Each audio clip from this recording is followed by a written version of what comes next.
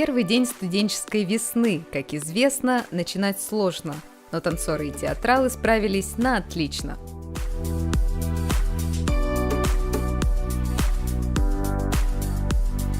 Эстрадный танец. И народный танец. Естественно, в современных танцах народные. Спортивно-бальный танец. Уличные. Только уличные. Народный танец.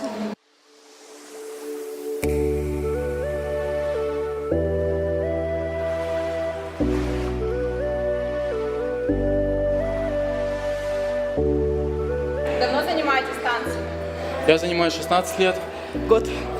Ой, давно. Лет так уже 13-14, наверное, где-то так.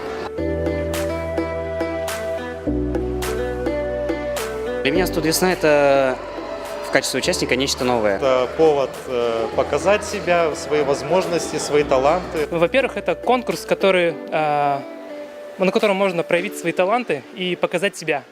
Но и самое главное – это получить много позитива и энергии. Для студентов это все, я думаю. Это веселье, это праздник.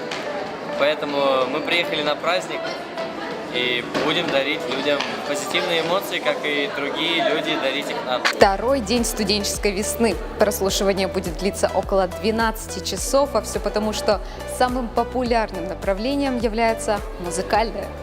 No, I wanna live, I wanna try everything, I wanna try even know I could fail.